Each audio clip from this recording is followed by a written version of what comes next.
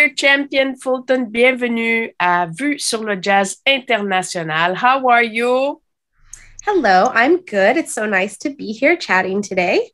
Hello, Champion. Yes, Christine is in Annecy in France. I am in Montreal. And where are you? I am in San Francisco, California. There you go. Yes, we're lucky to have you as you wonderful singer. You're a pianist, composer. You traveled the world, and you took a few moments to chat with us. That's very kind of you. Thank you. Thank you. Okay, Champion, you did 14 albums. Yes, okay, it's a lot. And you are considered as one of the most gifted pure jazz musicians of your generation. Wow. So can you tell us more about your actuality? What are you doing now? Well, this year, actually, I released 2 records, one with my father, which was a duo record we always wanted to make. And because of the pandemic last year, it was easy to talk him into it. So that was live from lockdown. And then I made a trio album with my Scandinavian trio that came out in August. And we didn't record anything this year. So I don't have another record on the docket because I was just really focused on getting back to touring and to seeing people after 2020 being so terrible. And it's just been nice to be back on the road and to see everyone around the world again. Wow. It's nice in California. Everything is opened over there at the moment. Some things are open. I'm actually doing some private stuff here, and then a lot of the concerts here are still outside, which is fine. I mean, I'm playing tomorrow on Sunday. I'm going to LA, and I'm playing in LA outside, which normally would be great, except it's a little bit cold for LA right now. So it's about 50 degrees Fahrenheit. Yes. Which I don't know what that is in Celsius, but it's a little chilly to be outside, but we have heaters and everything. So it's been a nice 5 days here in California. Cool. Okay. Champion, I met you a few years ago at the Imperial Palace in Annecy, you remember? And before that, at the Jazz and Cheese Festival with Scott Hamilton. Do you still play with him? Yeah, I saw Scott in France in November. We played together very near Paris, and we have some more concerts, I think, next year. But Scott is so popular, so it's always hard to get him. But I saw him a few times this year, and we have 2 records together, which is nice. Okay, yes. The album about Bird Song about Charlie Parker. Yes, exactly. We made that record. Yeah, I love that record. And we made it, I guess it was like fall of 2019 for the Charlie Parker Centennial, which was August of 2020. And so it kind of came out in the middle of the pandemic, and we weren't able to do all the concerts we had planned. But I love that record. It's one of my favorites. Just friends, lovers no more.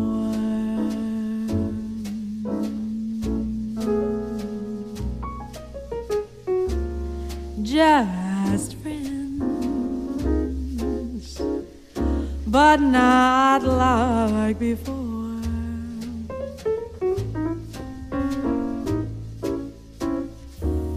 To think of what we've been, and not to kiss again seems like pretending it isn't the ending. Two friends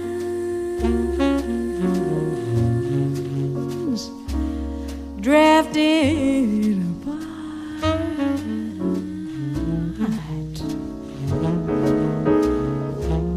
Two friends and broken heart.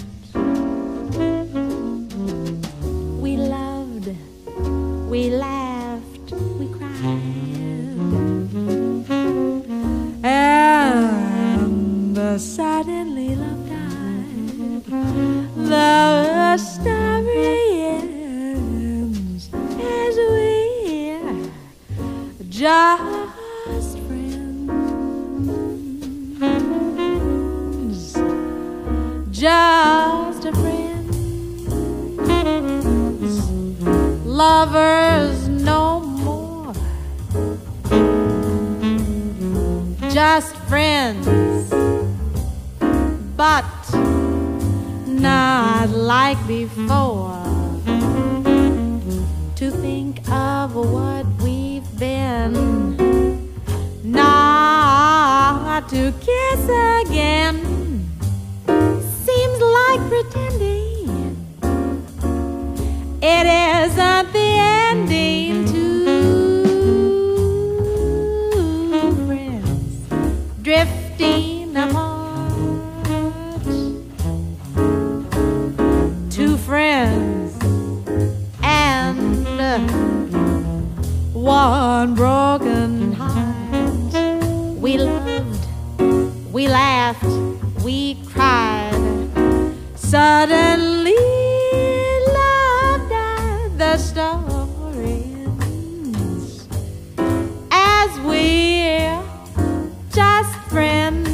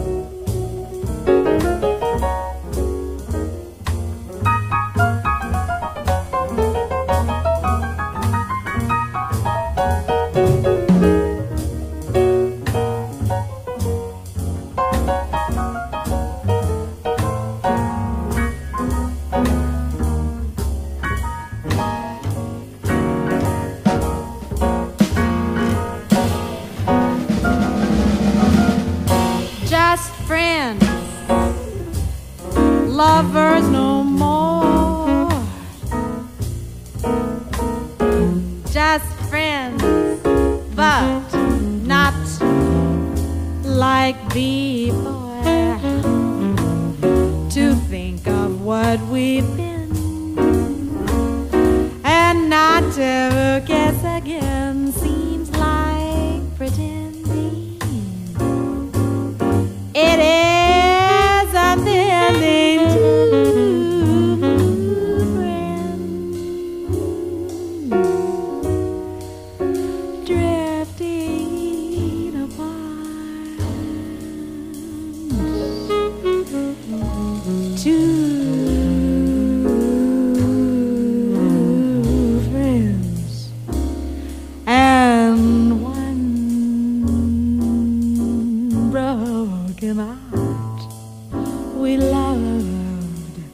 We laughed, we cried, and suddenly life died. The story ends as we're just friends.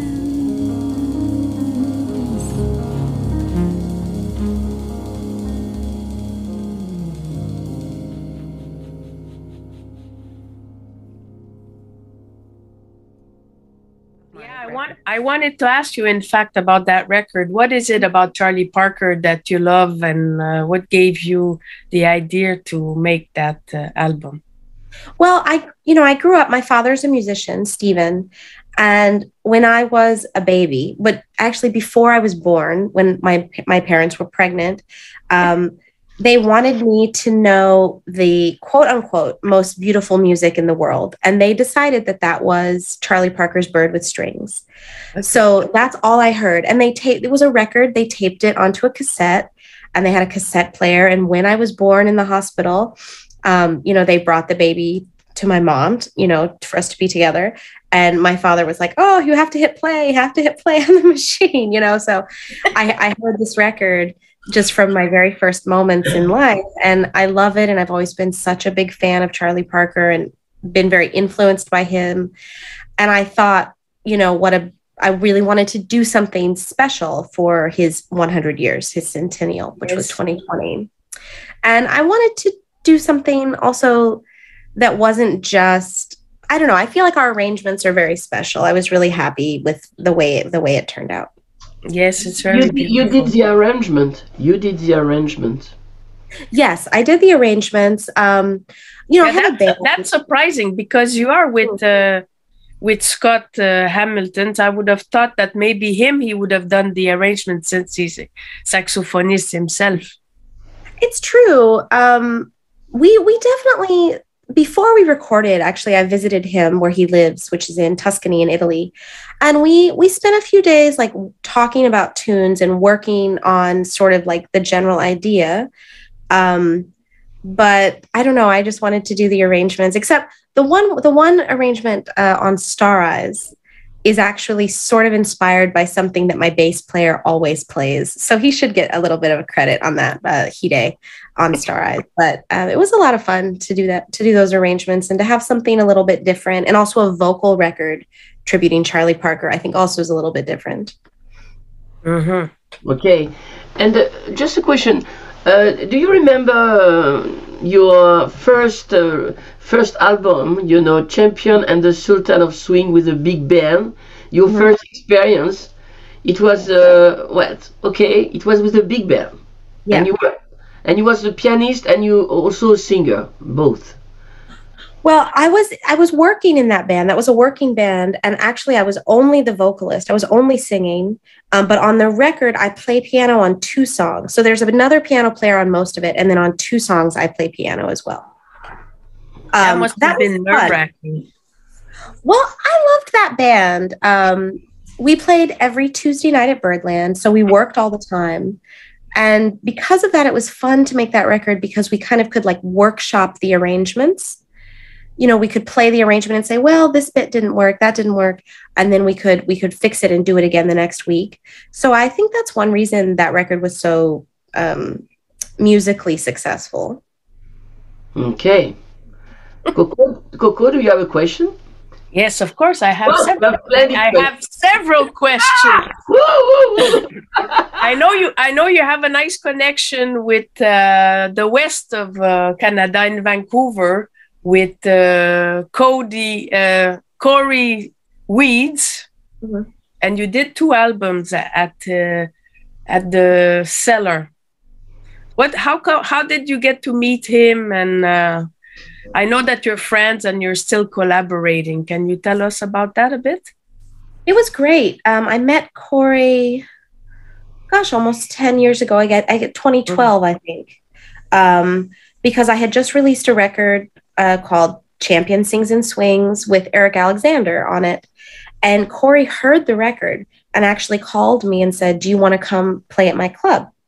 And that's how we met. And then we just, we like the same music. We really hit it off. and we started doing tours together. We made a live record in Edmonton. And then we made another live record, which is a duo record, which actually I really like. And it's always great. Like, it's been great to see that part of Canada, see that part of the world, and travel with Corey. But I also really want to get to Eastern Canada as well, which I have not had the opportunity yet, but I would like to make that work. Cool. Okay. How do you define yourself, as a mainstream or bop pianist? I think that's kind of funny because I love, you know, bebop and hard bop. I love Bud Powell. I love Horace Silver. I love Oscar Peterson. But I really love also like the stride players and this, you know, swing players like Fats Waller, Count Basie.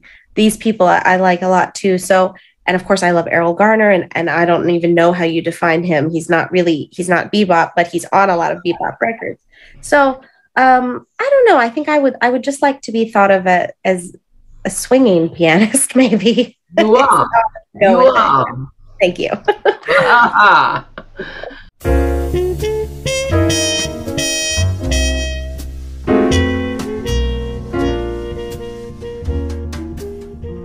No one to walk with, all by myself. No one to talk with, but I'm happy on the shelf. Ain't misbehaving, saving all my love for you.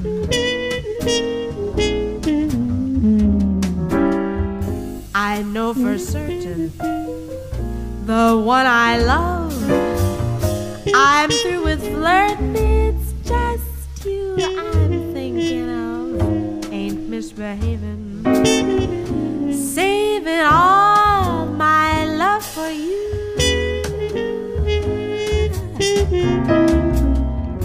Like Jack Horner in a corner, don't go nowhere.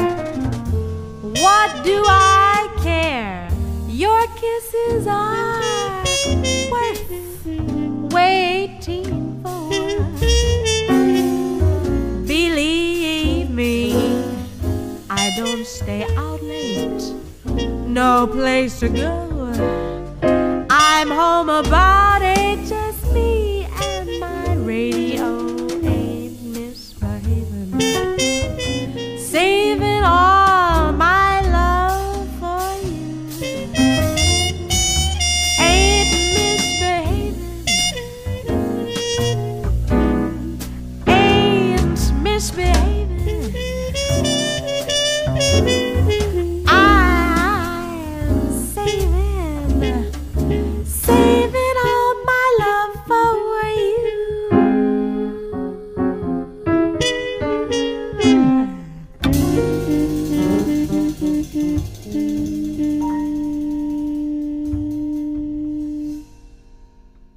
Ah, yes. And at the beginning, you was when you was young, you played piano. And what about the voice? You did the piano and the voice at the same time, or you became a singer after? Well, I loved singing because I think kids love to sing. You know, just singing, like sing along with records. I would sing while I was playing. I loved to sing. I had a dog. I loved to sing to my dog. I was playing piano, and I was also playing trumpet because my father plays trumpet. So I was playing trumpet, and I was playing the drums a little bit. And then I really got more into singing. And then I thought, oh, well, I can sing and play at the same time. And I think I would like that. And so I started doing that when I was about 8 or 9 years old, and then started working doing that when I was about 12. And it was very hard back then. I'm glad I started early because I think it takes a long time to get comfortable with it. But I just always wanted to do it. I just liked it. And that's all thanks to Clark Terry, as I can. Yeah. And how was he? Well, Clark was, it's so funny. I was thinking, because it was just his, it would have been his birthday, December 14th. And It's Clark. Well, he was my father's friend. They were best friends, really. And then I came along, and of course, I liked him because he was like a grandfather to me, and I think he liked me because I was, you know, his best friend's daughter. And but then the more serious I became about music, or the more interested I became, I think he was sort of curious about that. And finally, when I was about 8, he said, "Are you, you know, you're really serious? Like, do you really want to learn? You really want to do this?" And I was like, "Yeah, I do." And then from then on, he was very serious with me. And I don't, not mean or anything, but very hard. You know, he was a man with incredible discipline and incredible ideas, and he really expected excellence, you know, and exceptionalism, I think. And it was wonderful influence and relationship. Yeah, exactly. So I presume that this helped tremendously to lead to where you are now, because you're very, you seem like a disciplined girl. Then she's a very well organized musician. Yes, exactly. Yes, you seem to be on top of your game, and I try. And what about your voice? You took a lot of lessons. Obviously, when we listen to earlier material of you, already I can hear that your voice is fantastic, and your style a bit changed as you grew older. Mm-hmm. What do you think about that? Well, I loved Dinah Washington.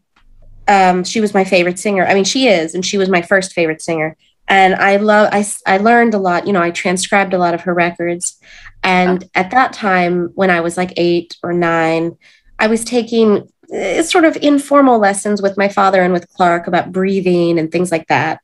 And then when we moved back to Oklahoma, I was 12 or 13. I started taking opera lessons from this really wonderful opera singer, Thomas Carey, in Norman, Oklahoma, where I'm from. And even though, I mean, he knew that I didn't really want to be an opera singer, but I wanted to learn about singing. And he loved singing, and he loved breathing and technique. And so we focused on that. Okay. And I did sing in Italian for him, but it was more about singing and the physical aspects of singing. And that was great because he gave me a lot of really valuable information about technique and the physical aspect of doing it, you know. You speak Italian? No, my goodness. Oh, okay. How do you live your life as a woman and also at the same time as a musician? Because you move all the time. You are in couple, and you know, for the older women, how do you organize your life? Is it complicated? I think so. I mean, it is complicated. I think I'm very lucky that I have such a good, you know, I have such a good support system. Of course, my parents are very supportive of me, and my partner, Nick Hempton, saxophone player, he's very supportive and he's very understanding because I'm on the road a lot and he's on the road. And so we're together sometimes, and then other times, you know, months go by, we're not together, we're on the road. But I know that he's always there for me. My family's always there for me. And I really love being on the road. I really like it. So it makes me feel happy. And I always like to work the holidays, you know, so I'm coming up, I'm working the whole week of Christmas at Birdland, finishing Saturday night, which is Christmas night. And I was just sitting here thinking, I haven't bought any Christmas presents, but that's okay because I got the tree up. The tree is up, and we'll celebrate Christmas after, you know, in the 26th. Yeah, a week later. Exactly, it's really fine. That's your favorite. I felt that the Birdland is your favorite club, no? I love it. I love Birdland. What do you like in this club? Why do you like this club especially? Well, it's hard to explain. It's very beautiful. Like visually, I think it's very pretty. I like the layout of it. When you're on stage, there's people like all the way around you. And it has a very nice, like a very comfortable bar, like to hang out. So you can be at the bar and hang out with people after the show. And it was just one of my first clubs I went to when I went to New York, and I used to see all my favorite people there. I saw Cedar Walton, Barry Harris, Hank Jones, Freddie Hubbard even.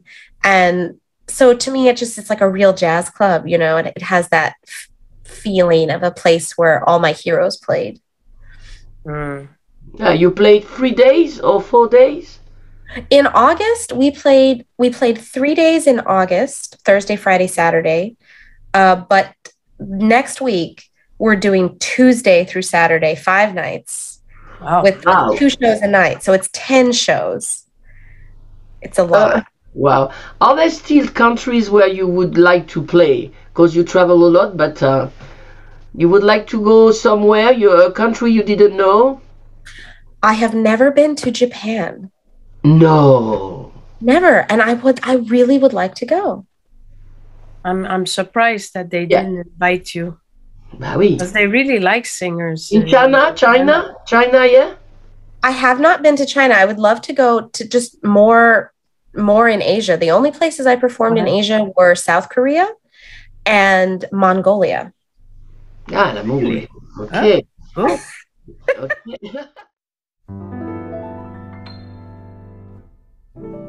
Never saw the sun shining so bright. Never saw things going so right. Noticing the days hurrying by. When you're in love, how they fly. Blue skies smiling at me. Nothing but blue skies do I see.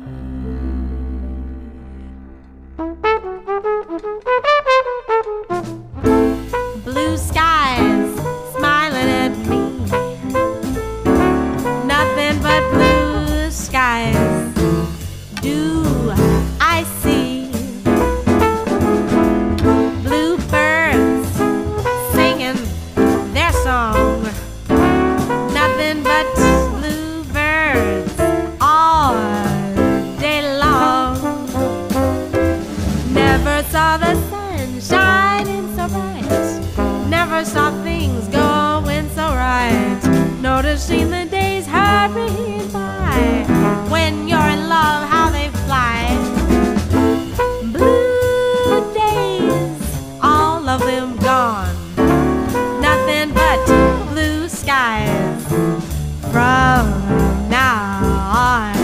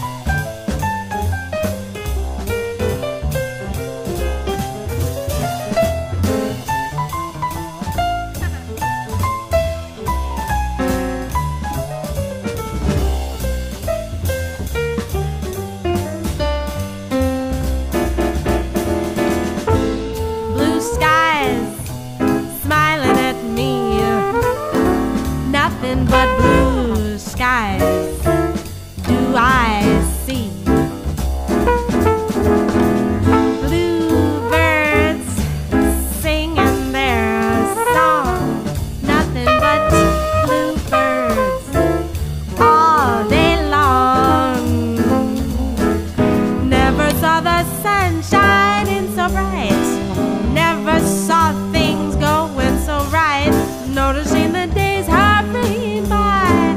When you're in love, how they fly. Blue days of them gone. Nothing but blue skies from now on.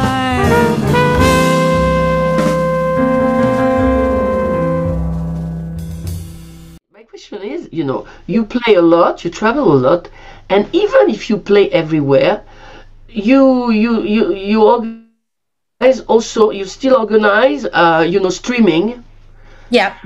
So you have time for that, or you want to organize, you know, streaming, you know, during all next years, or you like this? You want to talk with your audience?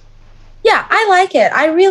I like it, and I really fell in love with it during the lockdowns because Ah oui. it was so great to like connect with people and talk to them and get to know them and talk about music or talk about clothes, talk about books, many different things.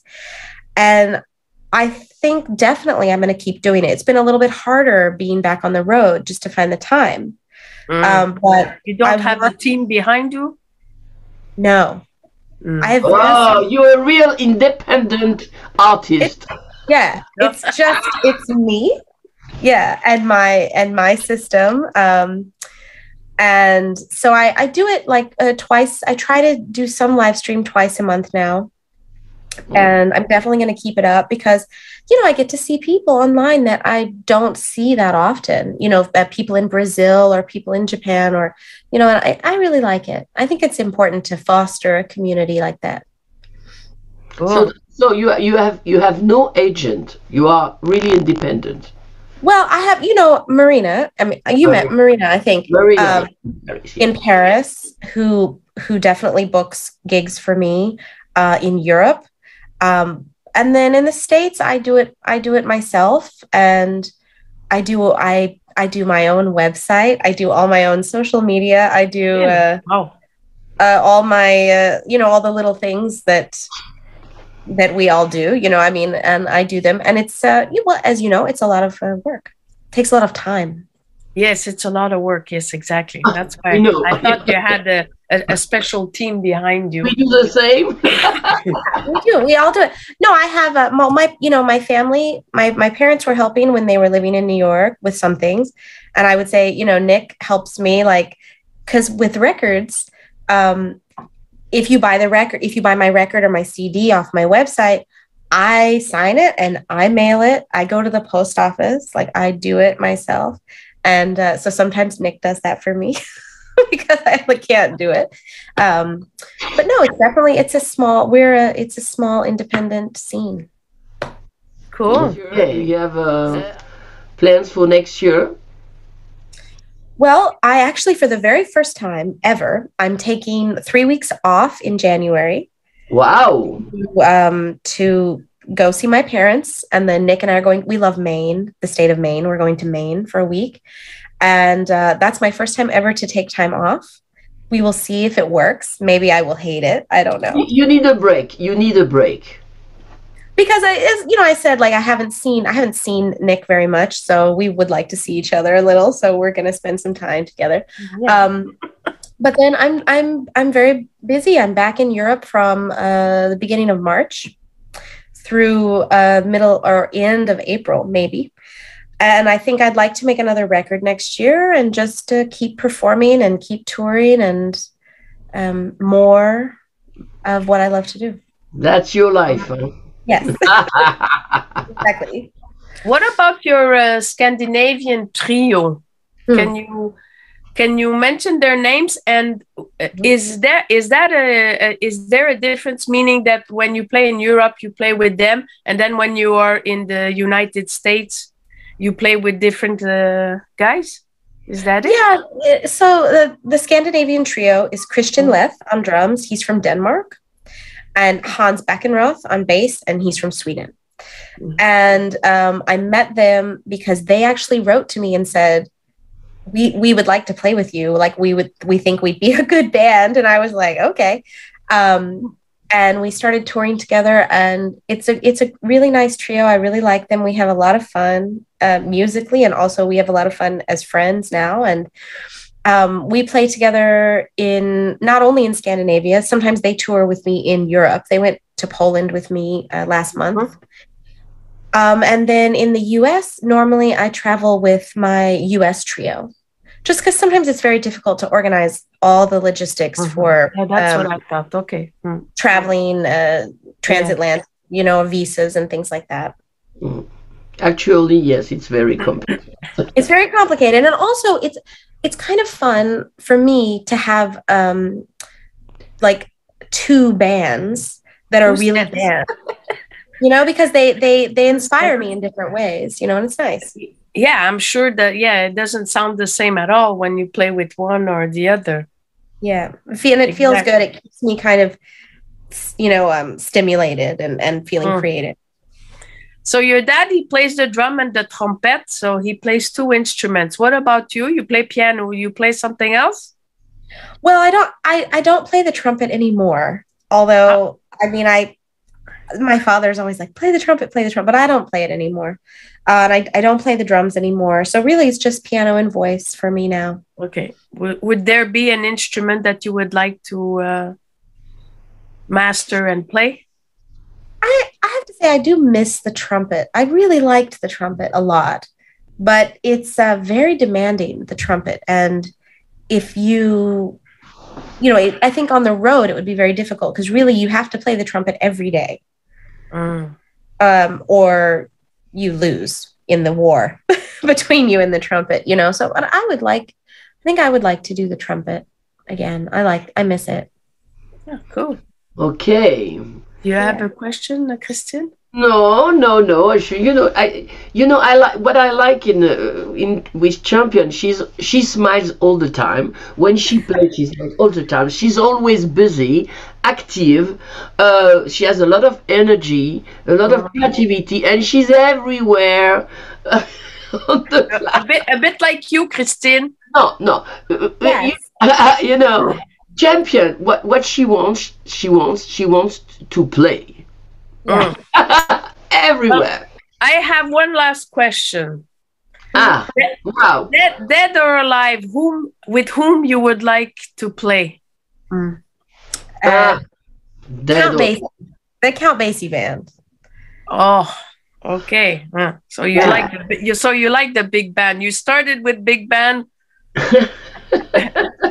I do. I love that. I just think, and I think, you know, for me, being from Oklahoma, and that Count Basie sound is so the sound of Kansas City, the Southwest, the Midwest. I love it so much, and it makes me happy. So for sure.